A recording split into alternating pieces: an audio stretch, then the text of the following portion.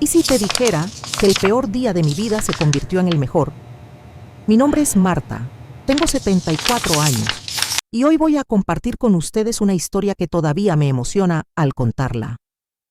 Hace 3 años fui abandonada por mis propias hijas en un hospital la víspera de Año Nuevo.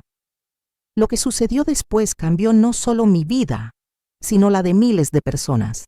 Pero antes de comenzar, cuéntame en los comentarios, ¿desde qué parte del mundo me estás viendo? Me hace tan feliz saber que mi historia puede llegar a tantos lugares. Ahora, prepara tu corazón, porque lo que voy a contarte te hará creer que nunca es tarde para volver a empezar. Tengo 74 años ahora, pero cuando esta historia comenzó, tenía 71. Parece que fue ayer, pero al mismo tiempo parece toda una vida atrás.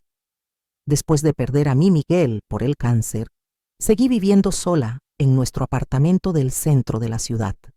Era un lugar pequeño, pero lleno de nosotros, nuestras fotos en las paredes, el sofá que escogimos juntos, el jardín en el balcón que yo cuidaba todos los días. La vida continuaba, ¿sabes? No era fácil sin él, pero lo estaba logrando.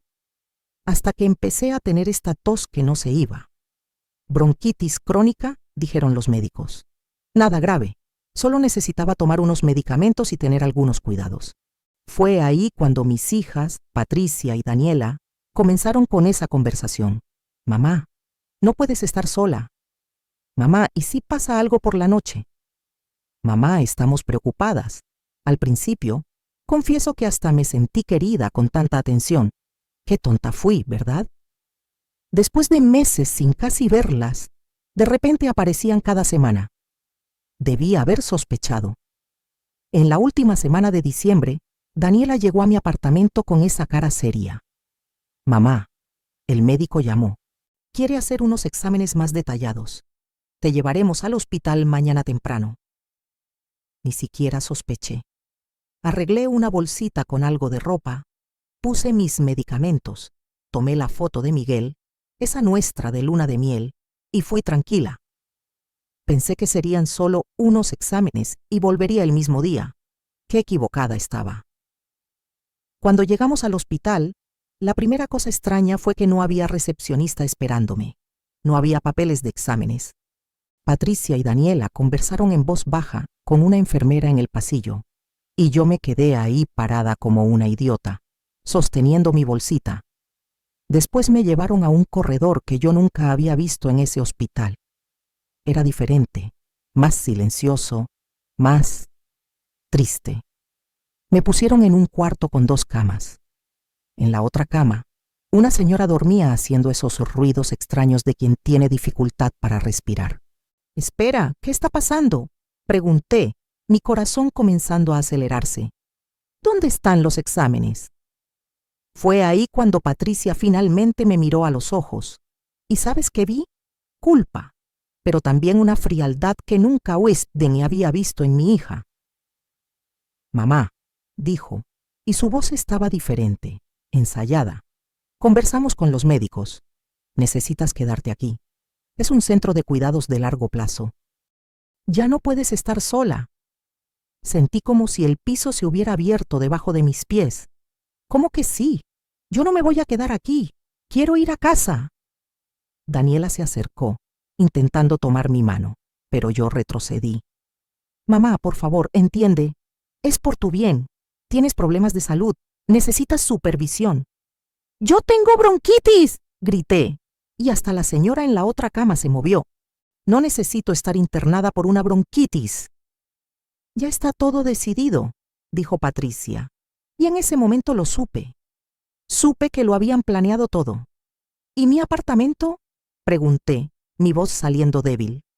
El silencio que siguió fue peor que cualquier respuesta. Vamos a subarrendarlo, dijo Daniela finalmente.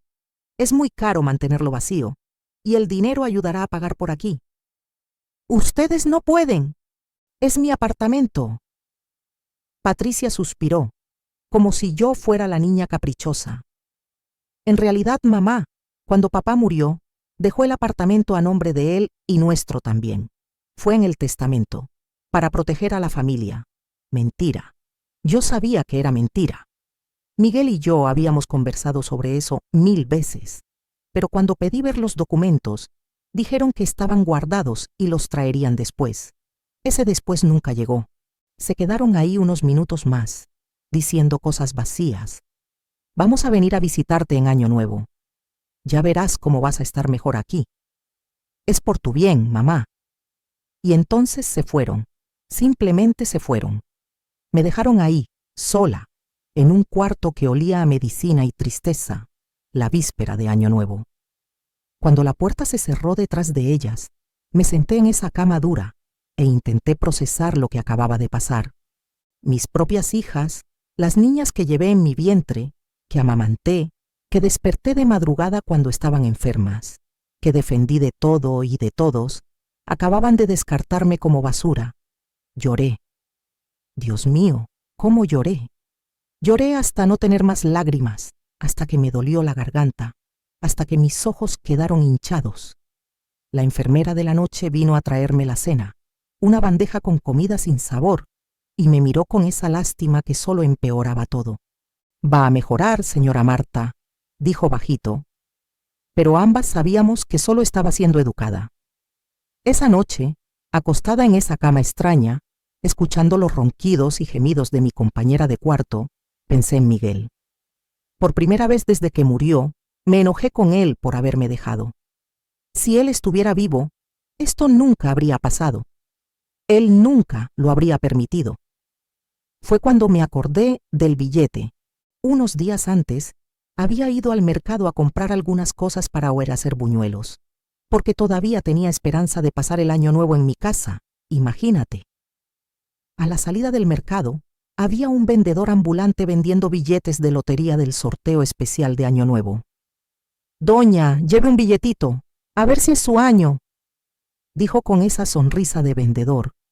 Normalmente ni compro esas cosas, pero ese día, no sé, compré. Lo puse en la cartera y lo olvidé. Ahora, en ese cuarto de hospital, busqué en mi bolsa hasta encontrar mi cartera. Y ahí estaba. Un billete arrugado, medio roto en la punta. Miré ese pedazo de papel y casi me reí de la ironía. Yo, que acababa de perderlo todo, tenía un billete de lotería, como si eso fuera a resolver algo. Pero lo guardé debajo de la almohada. ¿Sabes por qué? Porque ese billete representaba la última cosa que yo había escogido. La última decisión que fue solo mía, antes de que mis hijas decidieran que ya no era capaz de decidir nada.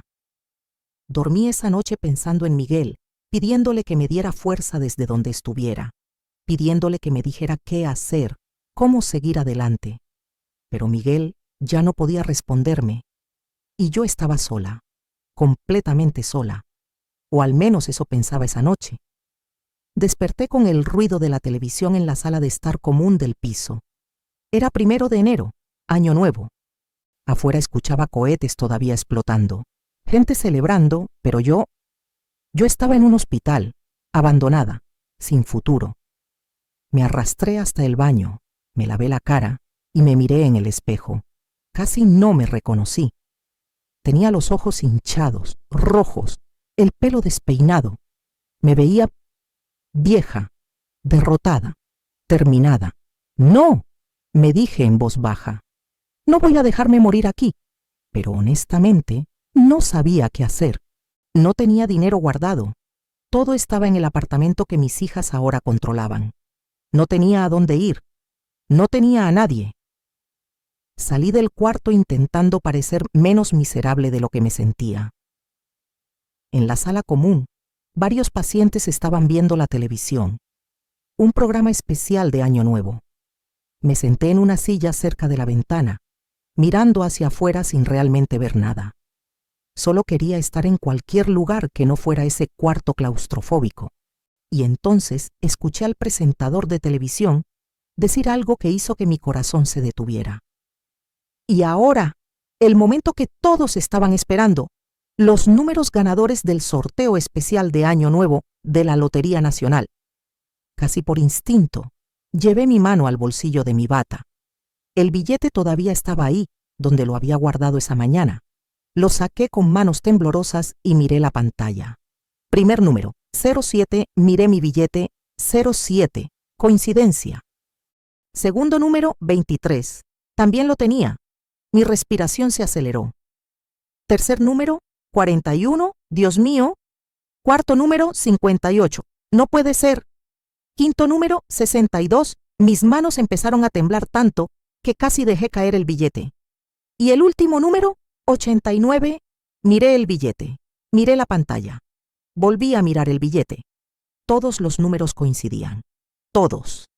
El billete ganador fue vendido en el centro de la ciudad. Continuó el presentador alegremente. El premio es de 8 millones de pesos. 8 millones. Feliz año nuevo para alguien. 8 millones de pesos. No podía respirar. Literalmente, no podía respirar. Mi pecho se apretó y por un momento pensé que estaba teniendo un ataque al corazón. Un señor mayor que estaba sentado cerca me miró con preocupación. Señora, ¿está bien? Se puso pálida. No podía hablar. Solo le mostré el billete con mano temblorosa. Él lo miró. Luego miró la pantalla donde todavía mostraban los números. Luego me miró a mí. Dios santo, susurró. Usted ganó. Su voz atrajo la atención de otros. Una enfermera se acercó rápidamente. ¿Qué pasa? ¿La señora Marta está bien? El señor mayor, que después supe que se llamaba don Roberto, le mostró mi billete. Ella ganó la lotería. Ganó el sorteo de Año Nuevo. La enfermera tomó el billete, verificó los números en su celular, y sus ojos se abrieron como platos. Es verdad, dijo casi sin voz. Señora Marta, usted ganó. Ganó 8 millones de pesos. La sala entera explotó en murmullos.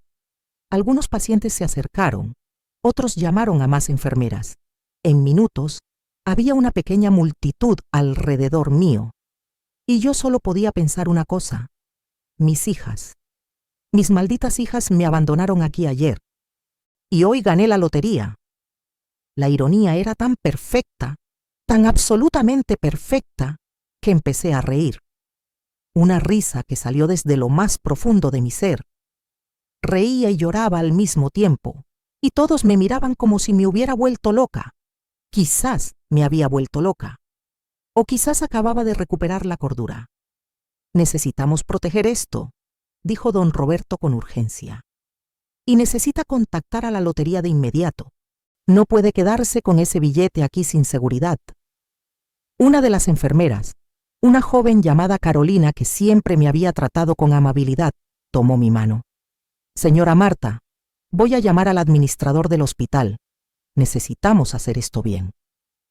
Las siguientes horas fueron un torbellino. El administrador del hospital llegó corriendo. Llamaron a un representante de la Lotería Nacional. Documentos fueron firmados. Fotos fueron tomadas del billete como prueba. Y la noticia se esparció como fuego. Para el mediodía, había reporteros afuera del hospital. La historia era demasiado buena para ignorarla. Anciana abandonada por su familia en hospital, gana la lotería en Año Nuevo. El administrador, que apenas había notado mi existencia cuando me internaron, ahora era todo sonrisas y atenciones. Señora Marta, queremos asegurarnos de que esté cómoda. ¿Necesita algo? ¿Un cuarto privado, quizás? Lo miré con la frialdad que sentía. Ayer era solo otra paciente vieja. Hoy tengo 8 millones y de repente les importo. Él tuvo la decencia de verse avergonzado. Fue Carolina, la enfermera, quien sugirió: Señora Marta, hay reporteros afuera. Quieren hablar con usted. No tiene que hacerlo si no quiere, pero... Quiero, interrumpí. Sí, quiero hablar con ellos. Todos se sorprendieron con mi respuesta, pero yo había tomado una decisión. Si mis hijas pensaban que podían deshacerse de mí en silencio, si pensaban que nadie se enteraría de lo que hicieron, estaban muy equivocadas. Una hora después, estaba sentada en una silla de ruedas, que insistieron en usar aunque yo podía caminar perfectamente, con el billete ganador en mis manos, frente a 3 cámaras de televisión y media docena de reporteros. Una reportera joven, de un canal nacional, se arrodilló frente a mí con su micrófono. Señora Marta, Toda la nación quiere saber su historia. ¿Es verdad que fue internada aquí contra su voluntad? Respiré profundo. Era ahora o nunca. Sí, dije, mi voz saliendo más fuerte de lo que esperaba. Hace 2 días mis 2 hijas me engañaron. Me dijeron que vendría al hospital para unos exámenes. En su lugar, me internaron en este centro de cuidados a largo plazo sin mi consentimiento. Los reporteros intercambiaron miradas. Esto era oro periodístico.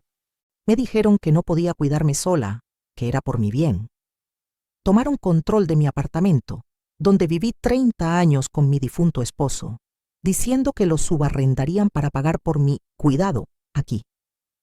Mi voz se quebró un poco, pero continué. Me dejaron aquí, sola, la víspera de Año Nuevo. Prometieron venir a visitarme hoy, pero... Miré mi teléfono, que había estado en silencio todo el día. Todavía no han venido. Ni siquiera una llamada para saber cómo pasé mi primera noche aquí. ¿Y el billete de lotería?, preguntó otro reportero. Lo compré hace una semana, cuando todavía vivía en mi casa, cuando todavía tenía me y vida. Lo había olvidado en mi cartera. Esta mañana, viendo el sorteo en la televisión, lo recordé y descubrí que había ganado 8 millones de pesos. ¿Y qué va a hacer ahora con el dinero?, preguntó la primera reportera. Esa era la pregunta, ¿verdad? ¿Qué iba a hacer? Miré directamente a la cámara, sabiendo que mis hijas probablemente estaban viendo en alguna parte. Primero, voy a recuperar mi apartamento. Voy a conseguir los mejores abogados para revertir lo que mis hijas hicieron sin mi consentimiento real. Segundo, hice una pausa, sintiendo algo crecer dentro de mí, algo que no había sentido desde que Miguel murió. Propósito. Segundo, voy a usar este dinero para asegurarme de que otros adultos mayores no pasen por lo que yo pasé. Voy a crear algo que ayude a las personas de mi edad a mantener su dignidad, su autonomía, su derecho a decidir sobre sus propias vidas. ¿Algo como qué?, preguntó alguien. Todavía no lo sé exactamente, admití. Pero lo voy a descubrir. Y va a ser algo que Miguel estaría orgulloso de ver. Cuando las cámaras se apagaron, me sentí extrañamente liviana, como si un peso enorme hubiera sido levantado de mis hombros. Don Roberto, que había observado todo desde la puerta, se acercó con una sonrisa. Eso fue muy valiente, señora Marta. O muy estúpido, respondí. Mis hijas van a verlo. Exactamente, dijo él. Y todo el país también. Ya no pueden fingir que esto no pasó. Tenía razón. No tuve que esperar mucho. 20 minutos después de que la entrevista fuera transmitida en vivo, mi teléfono comenzó a sonar. Patricia. Dejé que sonara hasta que cayó al buzón de voz. Sonó de nuevo. Daniela esta vez. También dejé que sonara. Mensajes comenzaron a llegar. Mamá, ¿qué hiciste? Tienes que borrar esa entrevista. Estamos en camino. Necesitamos hablar. Esto es un malentendido. Leí cada mensaje con una calma fría. Después apagué el teléfono. Carolina entró en mi cuarto 1 hora después. Señora Marta, sus hijas están abajo. Dicen que necesitan verla urgentemente. Dígales que no estoy recibiendo visitas, respondí sin dudarlo. Ya les dije eso. Están insistiendo bastante. El administrador no sabe qué hacer. Me puse de pie, sintiendo una fuerza que no había sentido en años. Entonces voy a bajar yo misma y decirles que se vayan.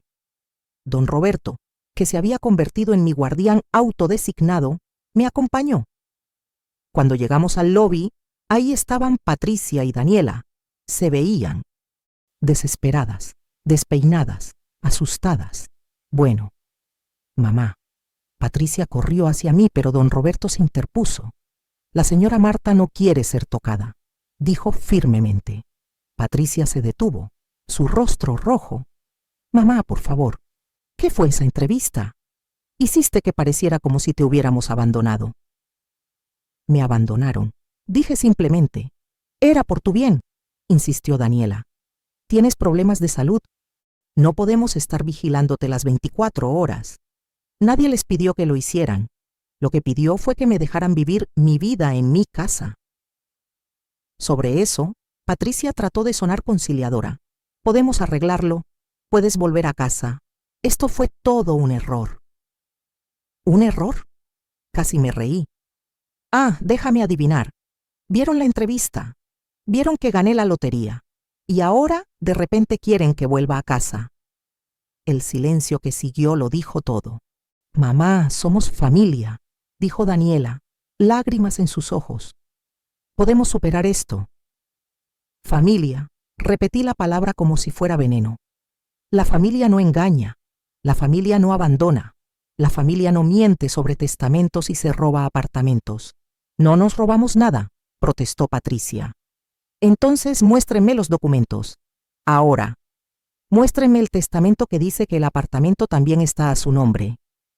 Ellas intercambiaron miradas nerviosas. Están en casa. Mentira, las interrumpí. Siempre fue mentira. Y ahora toda la nación lo sabe. Me di la vuelta para regresar a mi cuarto. Mamá, espera, gritó Patricia. No puedes simplemente. Tenemos que hablar de esto. Me detuve y las miré por encima del hombro. No tengo nada que hablar con ustedes. De ahora en adelante, cualquier comunicación será a través de abogados. Buenos días. Mientras caminaba de vuelta, escoltada por don Roberto y Carolina, escuché a mis hijas llorando en el lobby. Una parte pequeña de mí, la madre que fui durante tantos años, quiso regresar y consolarlas, pero una parte más grande, más fuerte, la Marta que había renacido en estas últimas 24 horas, siguió caminando hacia adelante. Porque por primera vez en mucho tiempo, yo estaba al control de mi propia vida. Y esto, mis queridos, era solo el comienzo. Los siguientes días fueron una locura absoluta. La entrevista se volvió viral. Todos los noticieros la pasaban. Las redes sociales explotaron con comentarios. Algunos me apoyaban. Otros decían que estaba siendo muy dura con mis hijas, pero la mayoría, la gran mayoría, entendía exactamente por lo que había pasado. Recibí cientos de mensajes de personas que habían vivido situaciones similares. Ancianos abandonados en asilos, familias que robaban las pensiones de sus padres, hijos que solo aparecían cuando necesitaban dinero. Cada historia me partía el corazón y me daba más fuerza al mismo tiempo. Al tercer día, mientras estaba en mi cuarto leyendo algunos de esos mensajes, Carolina tocó la puerta. Señora Marta, hay alguien aquí que quiere verla. Dice que es abogado y que puede ayudarla. Dudé. Después de todo lo que había pasado, no confiaba fácilmente en nadie.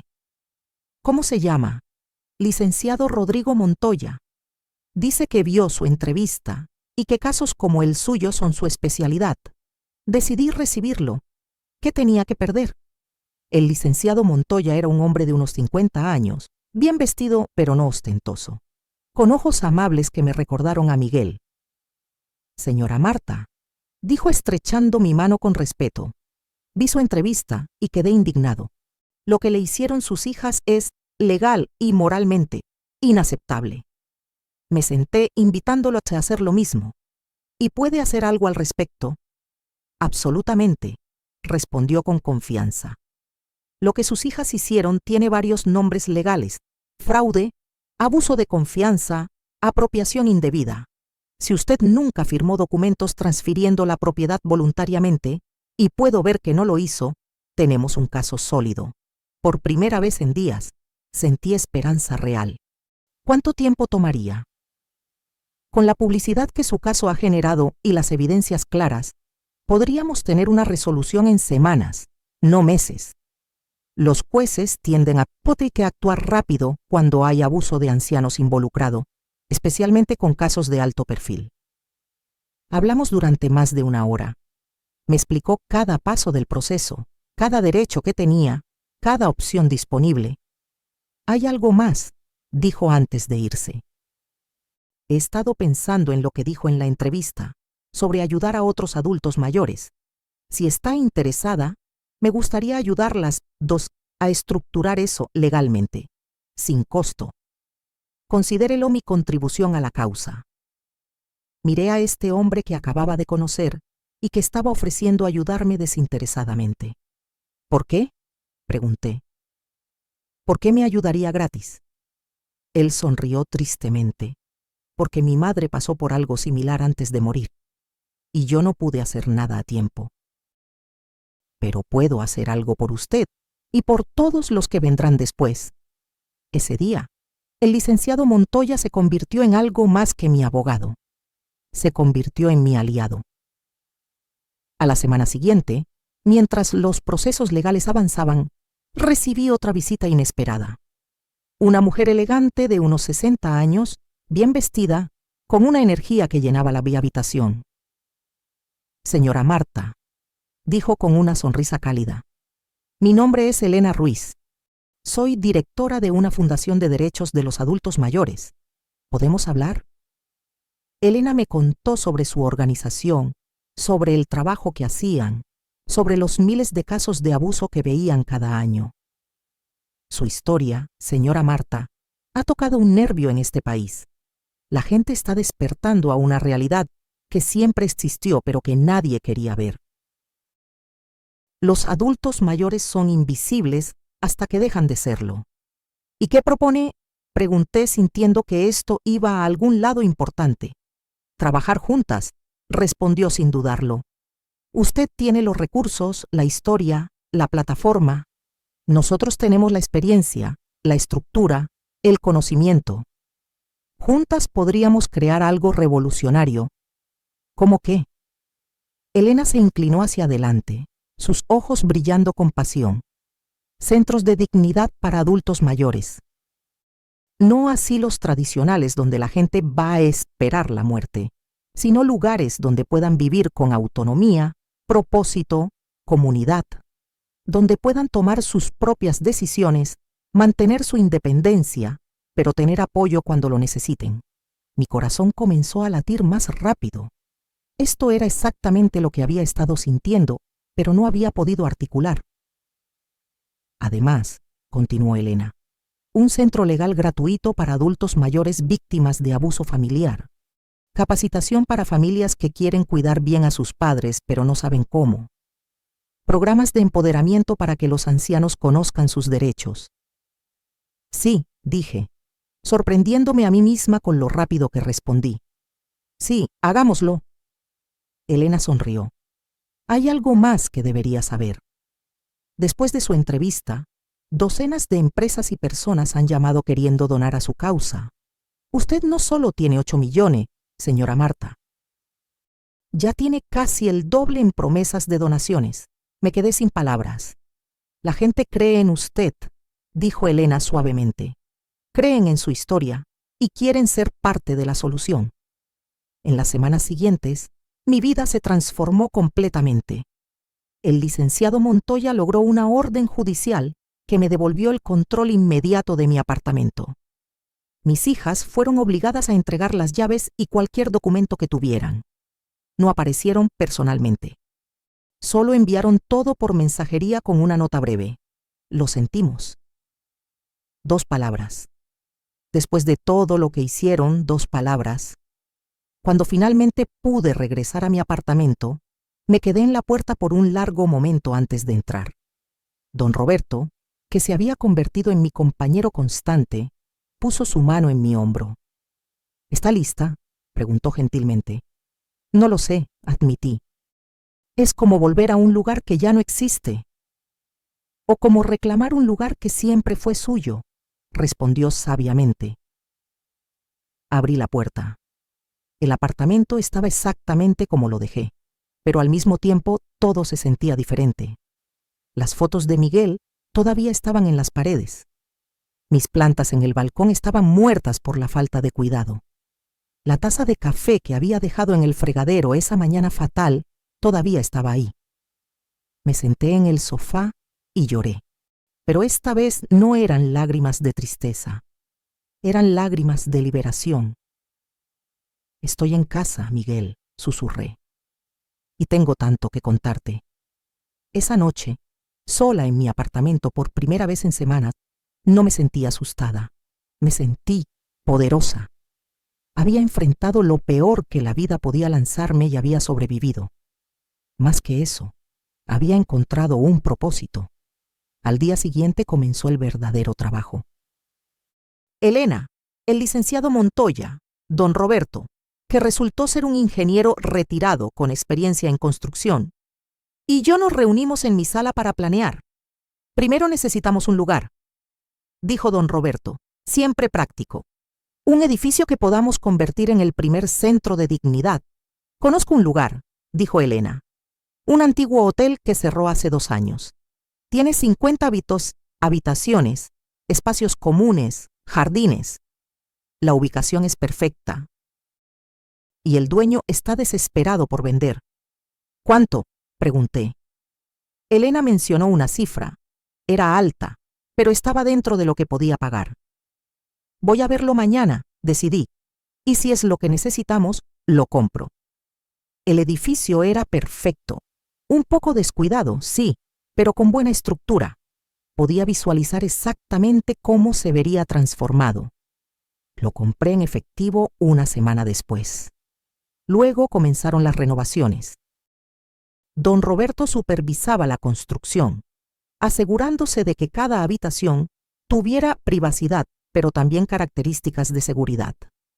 Barandales en lugares estratégicos, pisos antideslizantes, iluminación adecuada. Pero, más importante, cada habitación sería personalizable.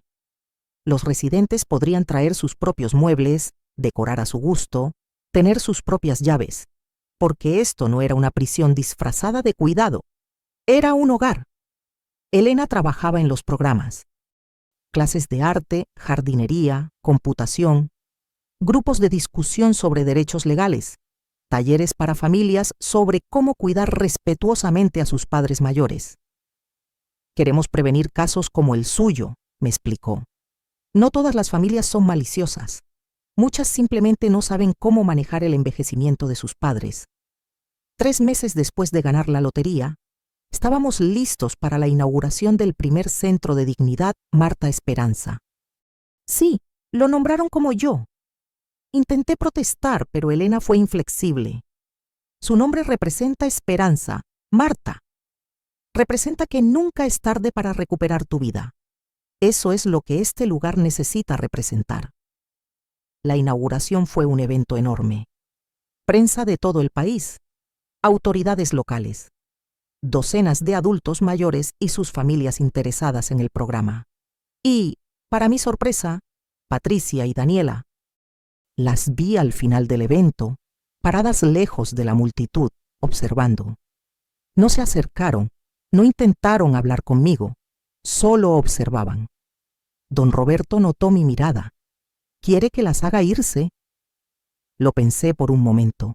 La vieja Marta, la que fue abandonada hace 3 meses, habría dicho que sí.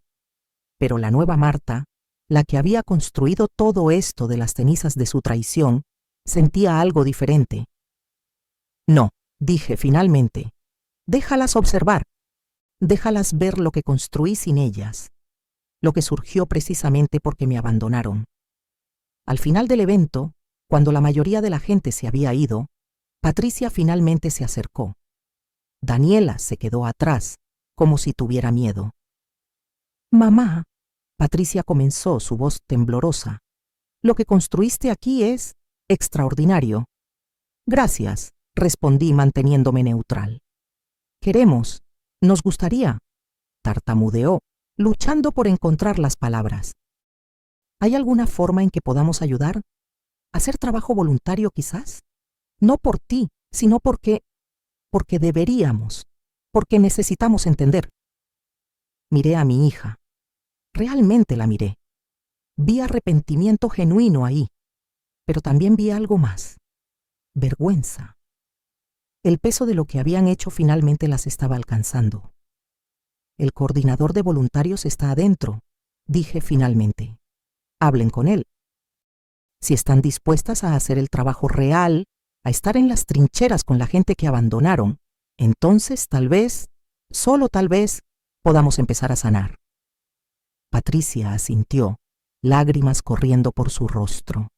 Gracias, mamá. No me agradezcas todavía, respondí. Las palabras son fáciles, los actos son lo que cuenta. Las vi entrar al edificio y sentí algo que no había sentido hacia ellas en meses, una pequeña chispa de esperanza. Esa noche, de vuelta en mi apartamento, me senté en el balcón con una taza de té. Había reemplazado todas las plantas muertas con nuevas. Estaban floreciendo. Mi teléfono sonó. Era Elena. Marta, enciende las noticias. Canal 5. Lo hice y ahí estaba. Un reportaje especial sobre el Centro de Dignidad. Mostraban las instalaciones, entrevistaban a los primeros residentes, explicaban la filosofía detrás del proyecto. Y al final, el reportero dijo algo que me hizo llorar. En un país donde los adultos mayores son frecuentemente invisibles y desechables, Marta Esperanza nos recuerda que nunca es tarde para la dignidad, para el propósito, para un nuevo comienzo. De la traición más profunda, ella construyó esperanza. Y en el proceso, está cambiando cómo toda una nación ve el envejecimiento. Miré la foto de Miguel en la pared. Lo logramos, mi amor, susurré. Tomamos lo peor y lo convertimos en algo hermoso. Pero esta historia, queridos míos, apenas estaba comenzando, porque lo que empezó como un centro, pronto se convertiría en un movimiento. El movimiento crece 6 meses después de la inauguración. El Centro de Dignidad Marta Esperanza tenía lista de espera. 50 habitaciones, todas ocupadas, y más de 200 solicitudes pendientes. Pero lo más sorprendente no eran los números. Era lo que estaba pasando dentro de esas paredes. Recuerdo especialmente a don Héctor, uno de nuestros primeros residentes. Tenía 82 años y había sido internado por su hijo en un asilo tradicional, donde pasó 2 años sentado frente a un televisor, esperando las visitas que nunca llegaban. Cuando llegó a nuestro centro, apenas hablaba. Caminaba encorvado, mirando al suelo, como si quisiera desaparecer. 3 meses después, don Héctor estaba dando clases de carpintería a otros residentes. Resultó que había sido maestro carpintero toda su vida, pero nadie en el otro lugar se había molestado en preguntarle qué sabía hacer, qué le gustaba. Señora Marta, me dijo un día con lágrimas en los ojos, usted me devolvió algo que pensé que había perdido para siempre, mi valor. Aquí no soy solo un viejo esperando morir. Soy Héctor, el carpintero. Soy útil. Soy importante. Esas palabras me destrozaron y me llenaron de alegría al mismo tiempo. Historias como la de don Héctor se multiplicaban. Doña Carmen, de 75 años, que empezó un club de lectura. Don Alberto, de 80, que organizó un grupo de ajedrez. Doña Rosa, de 78, que enseñaba a cocinar recetas tradicionales que se estaban perdiendo. El centro no era solo un lugar para vivir. Se había convertido en una comunidad vibrante donde los adultos mayores no solo existían, sino que florecían. Elena entró a mi oficina una mañana de julio con una sonrisa enorme. Marta, necesitas ver esto. Me mostró su laptop. Era un artículo en un periódico nacional. El modelo Marta Esperanza, la solución a la crisis de envejecimiento de México. El artículo detallaba nuestro enfoque, comparándolo con asilos tradicionales.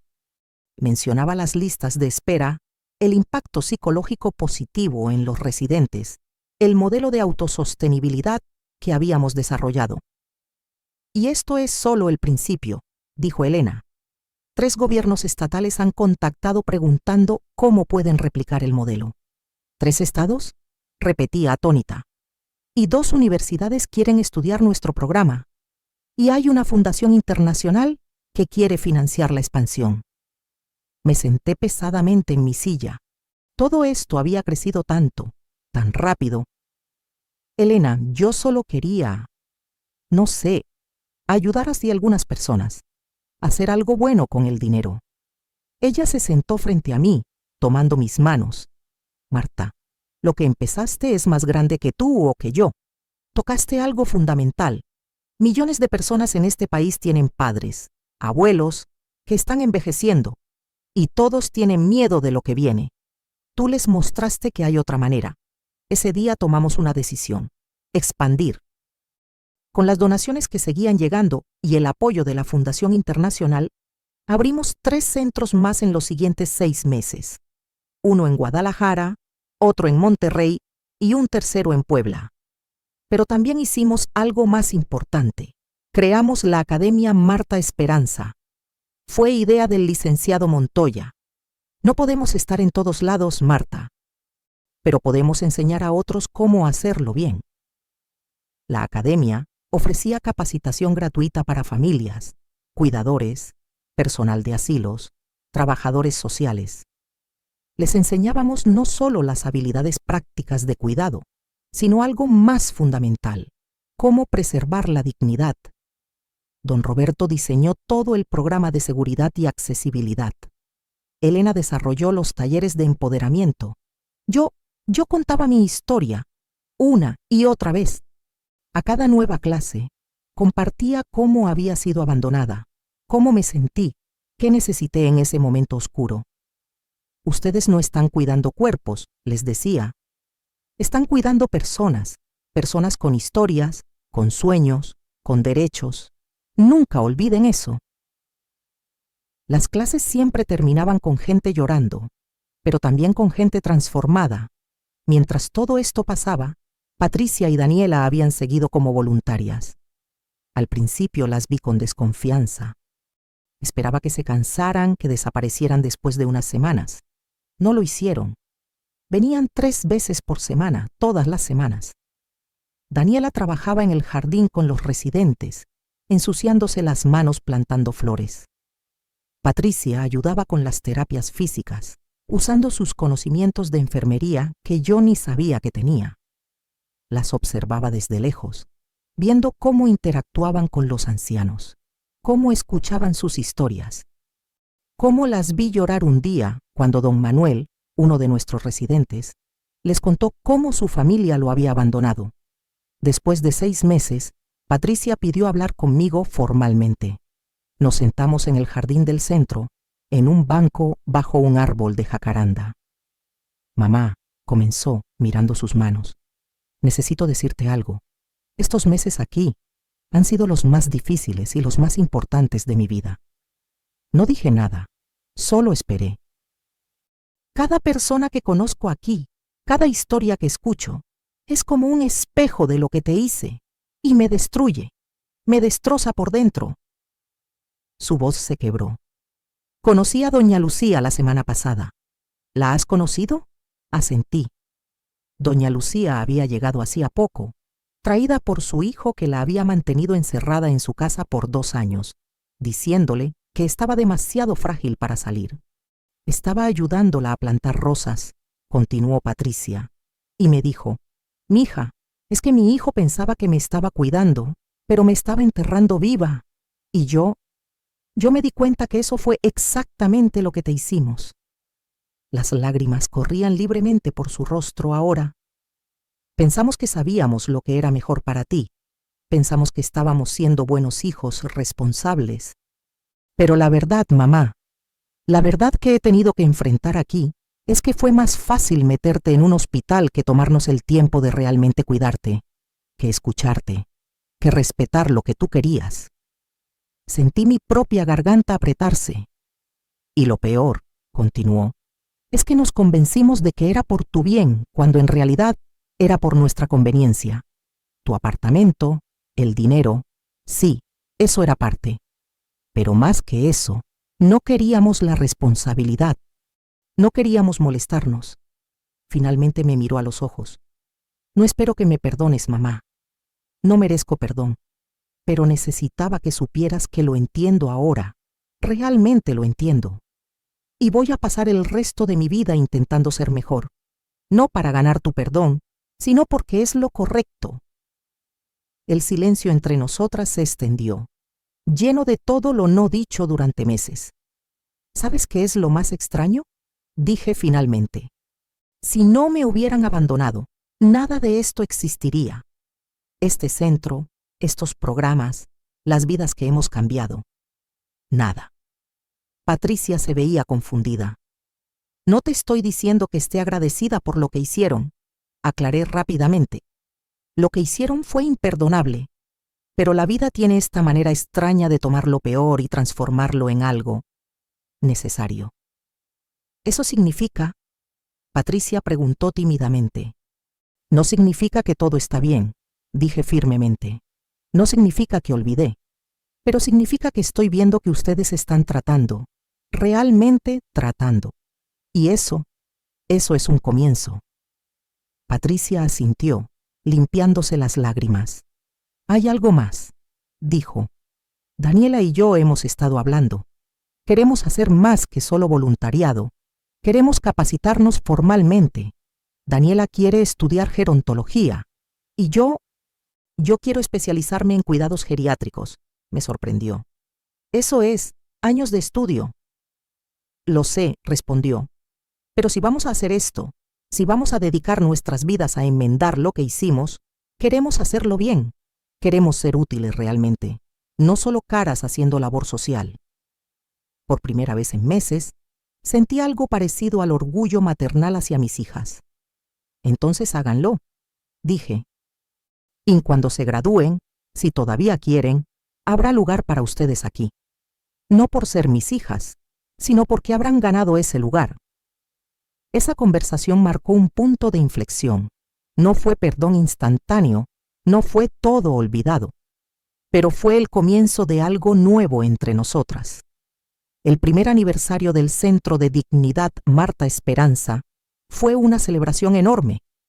4 centros funcionando, más de 200 personas impactadas directamente, miles más a través de la academia. Pero el regalo más grande llegó de forma inesperada. El Congreso Nacional estaba considerando una nueva ley de protección para adultos mayores, inspirada directamente en nuestro trabajo. La Ley de Dignidad en el Envejecimiento establecería estándares mínimos para todos los centros de cuidado, crearía protecciones legales más fuertes contra el abuso familiar y establecería fondos para programas de empoderamiento. Me invitaron a dar testimonio ante el Congreso. Ahí estaba yo, Marta Esperanza, de 72 años, parada frente a los legisladores de la nación, contando mi historia una vez más. Hace un año, dije, mi voz amplificada en ese salón enorme.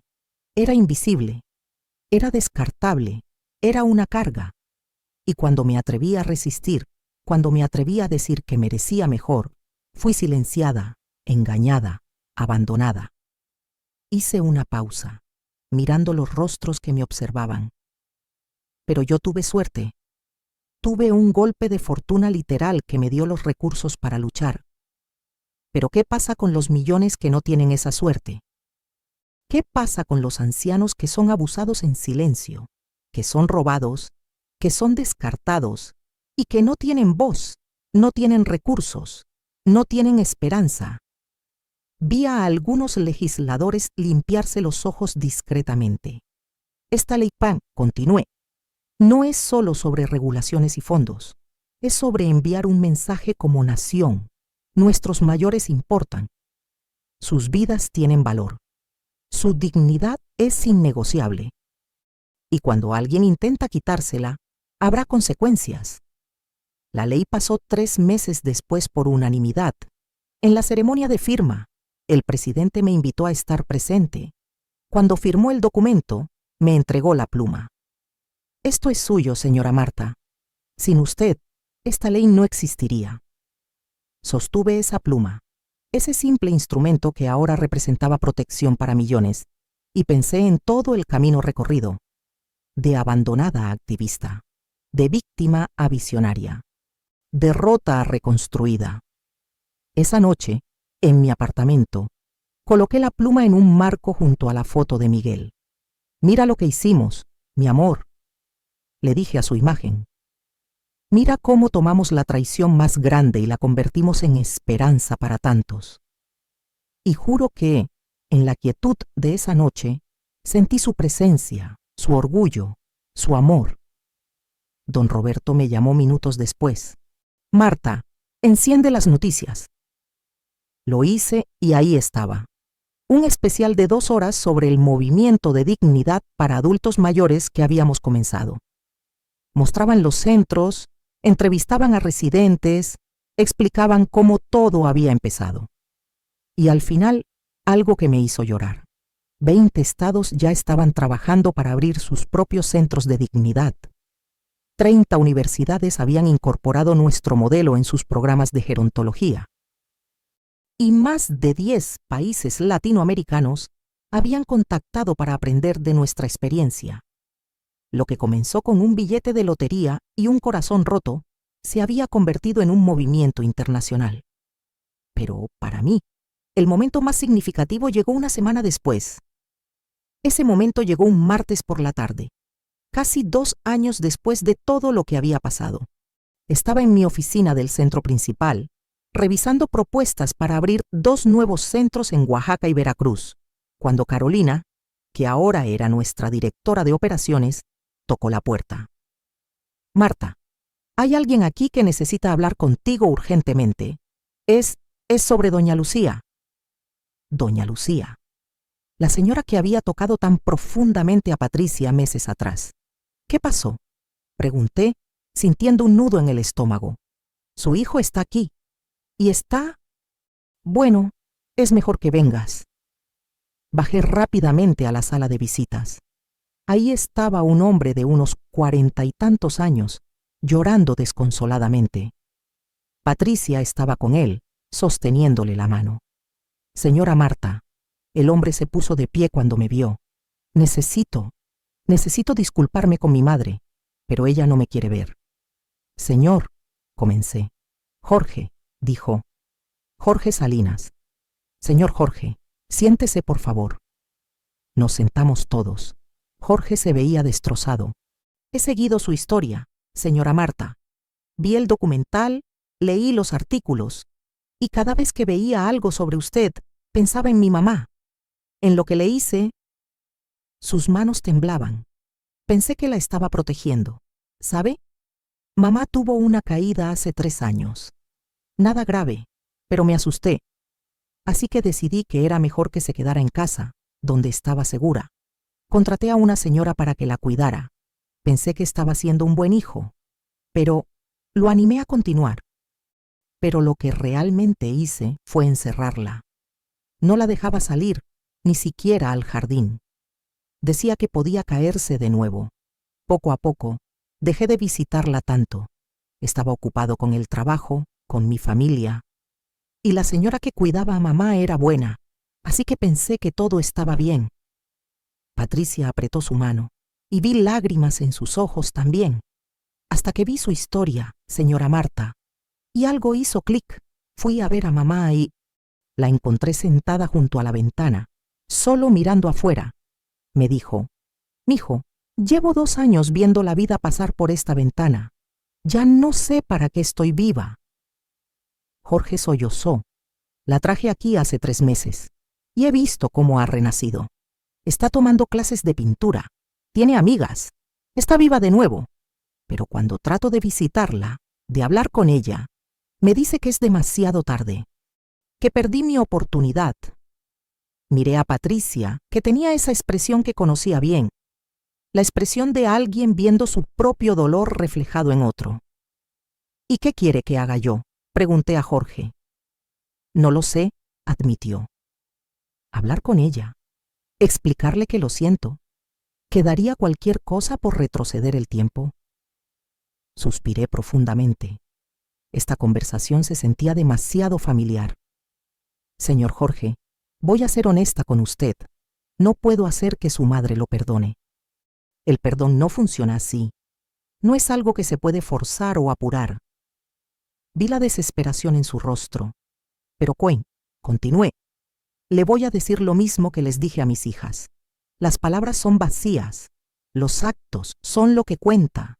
Si realmente lo siente, demuéstrelo. No con visitas esporádicas o regalos. Demuéstrelo estando presente, escuchando, respetando sus decisiones, incluso la decisión de no verlo todavía. ¿Y si nunca me perdona?, preguntó su voz rota. Entonces tendrá que vivir con eso, dije firmemente. Pero al menos sabrá que hizo todo lo posible para enmendarlo, y quizás, con el tiempo, ella vea sus esfuerzos genuinos. Jorge asintió lentamente. Patricia lo acompañó afuera, y cuando regresó, se quedó parada en la puerta de mi oficina. «Eso fue lo que sentiste, ¿verdad?», preguntó en voz baja. Cuando Daniela y yo intentamos disculparnos al principio, las palabras vacías. «Sí», admití, «porque las palabras son fáciles, Patricia. El cambio real es difícil». «Por eso seguimos viniendo», dijo. «Por eso estudié tanto. Por eso Daniela está por graduarse en gerontología. Porque necesitábamos demostrarte que era real». Me levanté y caminé hacia ella. «Y lo han hecho», dije suavemente. «No completamente. No estamos donde estábamos antes, pero están demostrándolo». Patricia me miró con ojos llenos de esperanza y lágrimas. «Eso significa que hay esperanza para nosotras». Pensé cuidadosamente antes de responder. «Significa que estoy viendo el esfuerzo. Significa que estoy empezando a creer que el arrepentimiento es genuino. Pero Patricia, necesitas entender algo.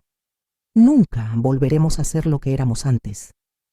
Esa relación murió aquella noche en el hospital». Vi su rostro caer. «Pero continué. Podemos construir algo nuevo, algo diferente, basado no en lo que fuimos, sino en quienes somos ahora, en quienes hemos decidido ser». Patricia se cubrió la cara con las manos, llorando. Me acerqué y por primera vez en 2 años abracé a mi hija. Ella se aferró a mí como cuando era niña y sentí su cuerpo sacudirse con los sollozos. «Lo siento tanto, mamá», repetía una y otra vez. «Lo siento tanto». «Lo sé», le dije, acariciando su cabello. «Lo sé, mija». Esa noche llamé a Daniela. Era hora. «Vengan a cenar a mi apartamento este viernes», dije. «Las 2. Necesitamos hablar de verdad». El viernes llegó con una tormenta eléctrica. Preparé pozole, el favorito de mis hijas cuando eran niñas. Puse la mesa con el mantel bueno, el que solo usábamos en ocasiones especiales.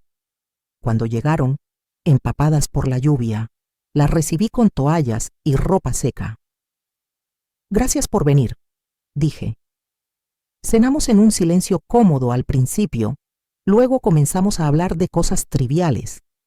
El trabajo de Patricia en el hospital donde ahora se especializaba en geriatría. Los estudios de Daniela, mis nietos, que estaban creciendo y que yo apenas conocía. Después de la cena, nos sentamos en la sala. El mismo sofá donde Miguel y yo solíamos sentarnos todas las noches. «Chicas», comencé, «las llamé porque es tiempo de que hablemos, de verdad». Ellas se enderezaron, nerviosas. Han pasado 2 años desde aquella noche. 2 años en los que mi vida cambió completamente, y las vidas de ustedes también, asentían.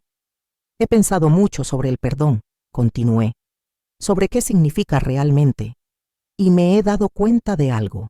El perdón no es olvidar, no es fingir que no pasó, no es volver a confiar ciegamente. Vi a Daniela limpiarse una lágrima.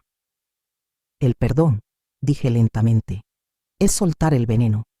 Es decidir que no voy a dejar que lo que ustedes hicieron defina el resto de mi vida.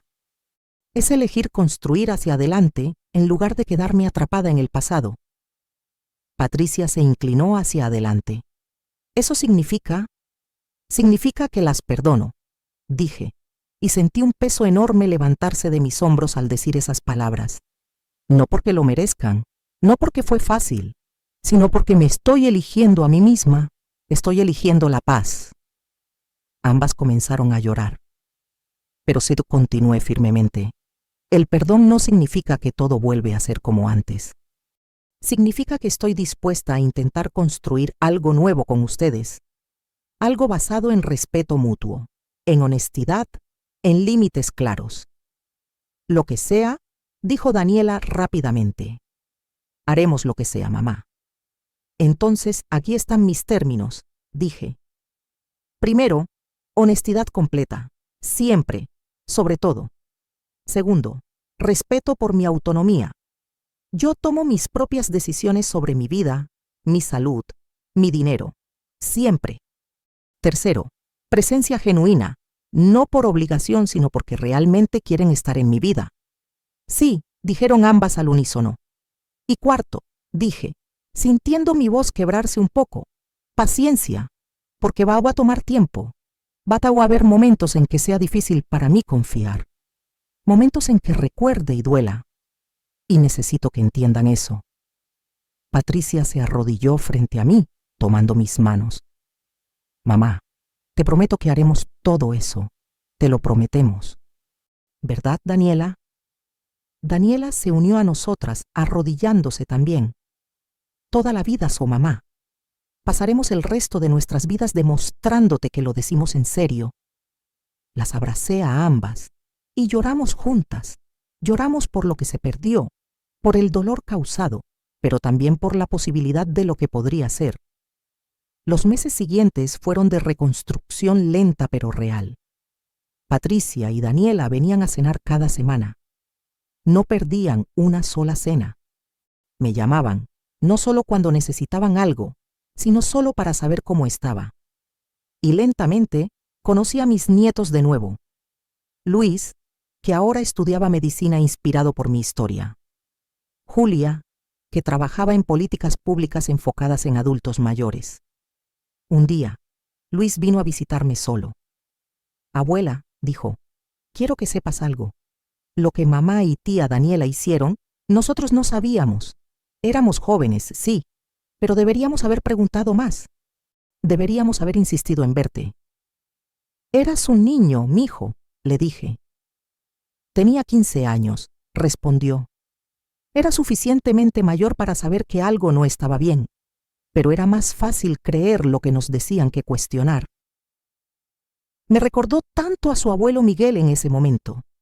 La misma determinación de hacer lo correcto.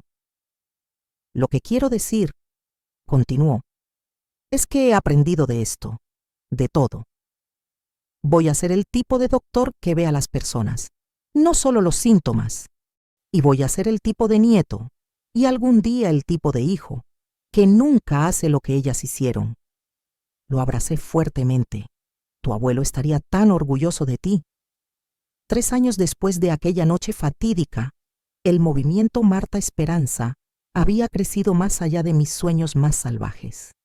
Teníamos 12 centros en México. La academia había capacitado a más de 5,000 personas. La ley de dignidad había cambiado fundamentalmente cómo los asilos operaban en el país. Y habíamos comenzado a expandir a Centroamérica y Sudamérica. Pero más importante, habíamos cambiado la conversación. La gente hablaba ahora del envejecimiento diferente. Los hijos cuestionaban sus propias actitudes hacia sus padres mayores. Las familias buscaban soluciones que preservaran la dignidad. Para mi cumpleaños número 74, el equipo organizó una celebración en el centro principal. Todos estaban ahí. Don Roberto, Elena, el licenciado Montoya, Carolina, cientos de residentes y sus familias, mis hijas, mis nietos. Y para mi sorpresa, Jorge Salinas con su madre, doña Lucía. Queríamos que supieras, dijo doña Lucía con una sonrisa, que Jorge y yo estamos bien ahora. Me tomó tiempo, mucho tiempo. Pero él demostró que lo sentía. Estuvo ahí, semana tras semana, sin exigir nada, solo presente. Miré a Jorge, que tenía lágrimas en los ojos. Usted me dio esperanza, señora Marta, dijo. Esperanza de que podía enmendar lo imperdonable. No fue yo, respondí. Fue usted. Usted hizo el trabajo. Esa noche, mientras todos cantaban las mañanitas, miré alrededor de ese salón lleno de gente. Gente que había sido rota y había sanado. Gente que había perdido esperanza y la había encontrado de nuevo. Gente que había aprendido que nunca es tarde para cambiar, para crecer, para empezar de nuevo. Don Roberto se acercó con un regalo. Esto es de todos nosotros, dijo. Lo abrí. Era un libro. Un libro hermoso con una cubierta dorada que decía: De la oscuridad a la luz, la historia de Marta Esperanza. Lo abrí. Estaba lleno de fotos, testimonios, historias de las cientos de personas que habían sido impactadas por el movimiento. Pensamos que tu historia necesitaba ser contada completamente, explicó Elena. No solo la parte del abandono y la lotería, sino todo lo que vino después. La transformación, el perdón, el legado. Hojeé las páginas viendo mi propia vida documentada. Las lágrimas corrían libremente por mi rostro.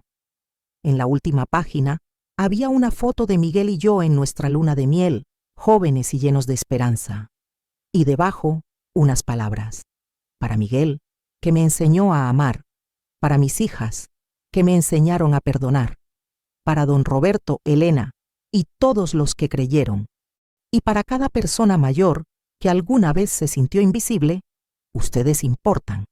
Sus vidas tienen valor. Y nunca, nunca es demasiado tarde. Esa noche, de vuelta en mi apartamento, me senté en el balcón con una taza de té. Las plantas que había replantado 3 años atrás ahora florecían exuberantemente. Miré las estrellas y hablé con Miguel como siempre hacía. Lo hicimos, mi amor. Tomamos lo peor que la vida nos lanzó y lo convertimos en algo hermoso. ¿Puedes creerlo? El viento sopló suavemente, meciendo las flores, y en ese momento sentí algo que no había sentido en años: paz completa. No porque todo fuera perfecto. Mi relación con mis hijas todavía estaba sanando. Todavía había días difíciles. Todavía había trabajo por hacer. Pero estaba en paz porque había elegido el perdón sobre el resentimiento, la construcción sobre la destrucción, la esperanza sobre la desesperación. Mi teléfono sonó. Era un mensaje de Patricia. Mamá, solo quería decirte buenas noches y que te amo. Gracias por darme otra oportunidad. No la voy a desperdiciar. Nunca. Sonreí y respondí: Yo también te amo, mija. Nos vemos mañana. Mañana. Siempre había un mañana. Siempre había otra oportunidad de elegir el amor, la gracia, el perdón. Esa era la verdadera lección que había aprendido en estos 3 años. La vida te puede romper. La gente que amas te puede traicionar. Puedes perderlo todo. Pero mientras tengas aliento, tienes elección. Puedes elegir la amargura o la esperanza, el veneno o la sanación, el fin o un nuevo comienzo. Y yo, Marta Esperanza, había elegido comenzar de nuevo. A los 71 años, cuando la mayoría de la gente pensaría que la vida ya estaba escrita, yo reescribí mi historia. De abandonada a fundadora, de víctima a visionaria, derrota a restauradora de esperanza. Y si yo pude hacerlo, cualquiera puede. Porque nunca, nunca es demasiado tarde para el amor. Nunca es demasiado tarde para el perdón. Y nunca, nunca es demasiado tarde para un nuevo amanecer.